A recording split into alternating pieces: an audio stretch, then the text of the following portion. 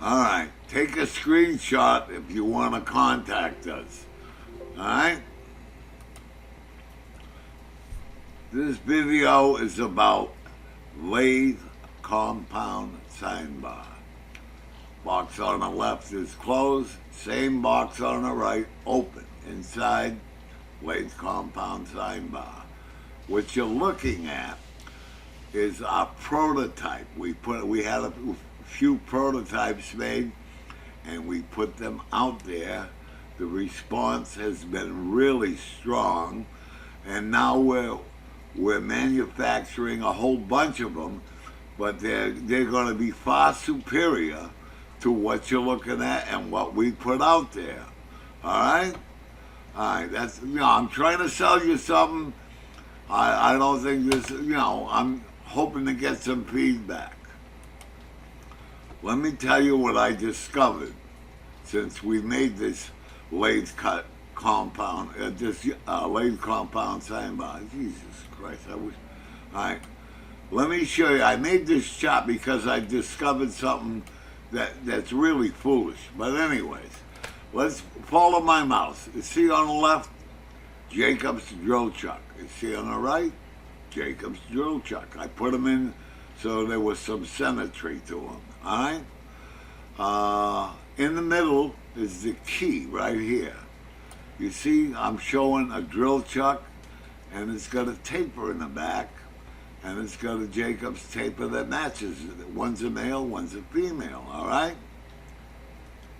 And my question was, what kind of taper is in the back of a Jacob's drill chuck?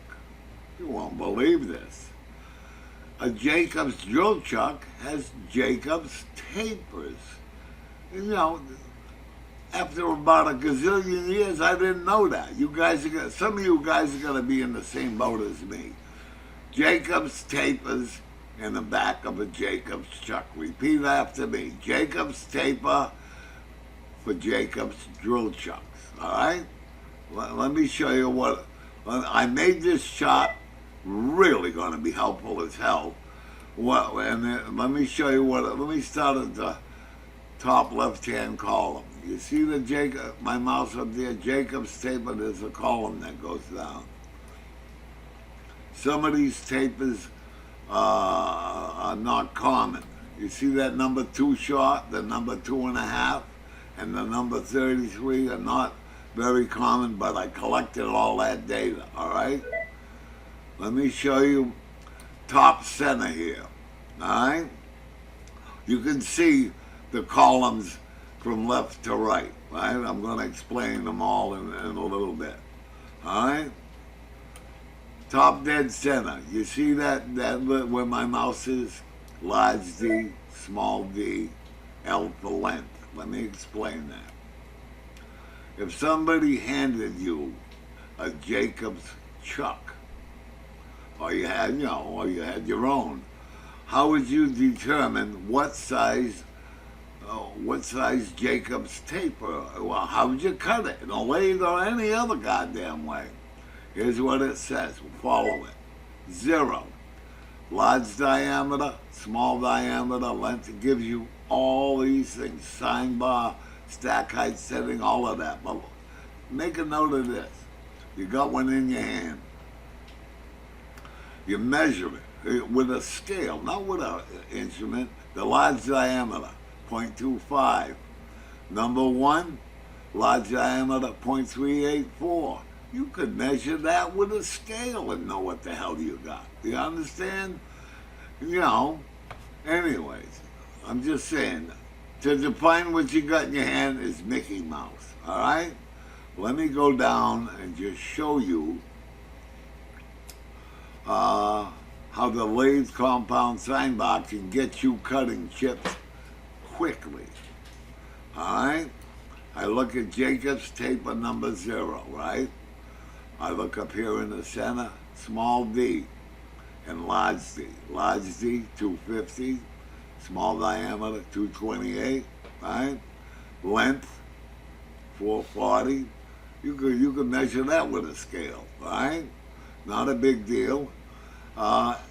And here's where the compound sine bar comes in handy. Here's the angle from the center line. You see it? Right? You got to double that up to have the included angle. This is from the center line. Now you got a lathe compound sine bar. You could have a 3-inch, a 4-inch, 5 or 6-inch. See where my mouse is? It says over here, gauge block stack height. All right?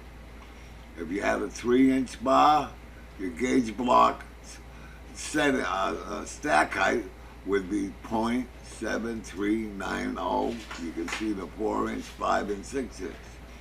So in minutes, you could drop that compound sine bar on your compound, grab the stack heights indicated in, and you're ready to rock and roll. You understand?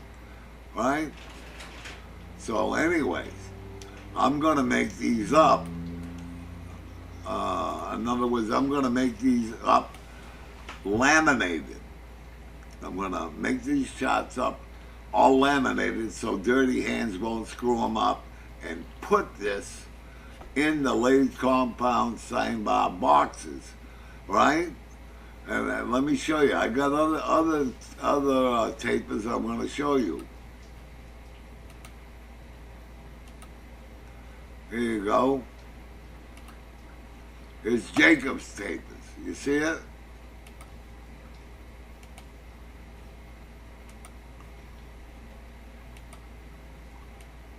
Jono tapers. A shitload of them. You see it?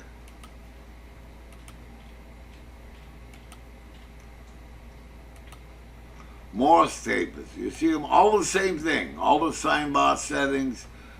You buy a lathe compound sine bar, you'll have all these laminated shots in the box.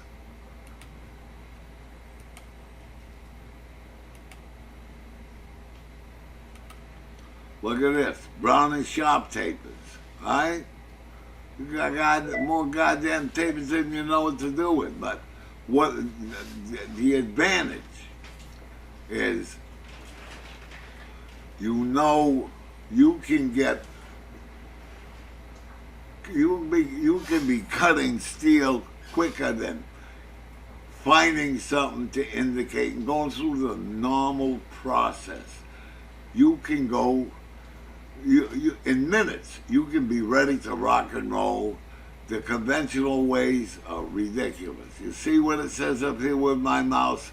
No trigonometry needed on any one of these. You don't have to do the trigonometry, right? So anyways, this is the advantage. I'm looking for some feedback here. I want some, I'm trying to sell you something, and I don't even have, I'm waiting for manufacturing to give me the product that I can sell. I'm taking back orders, but what I'm really looking for now is some feedback. What do you think of the idea of getting a lathe compound sine bar, laminated shots that fit in a box that you can read, and all these tapers you can cut with your eyes closed. You can be ready to rock and roll without doing any trick. You understand? Getting back to the I'm showing you the lathe compound sine bar again. What I'm telling you is, here's what got us in this position. We put some out there. We got an overwhelming response. They were only prototypes. The production models will be a lot better than the prototypes, obviously. They'll look better, they'll perform better. You understand? And what I'm trying to do is get some feedback. Do you think putting them laminated shots in the box with the sine bar have any advantage? Because based on your response, I'm going to go to a printer and have them printed up. All right, guys? All right. I'm out of here.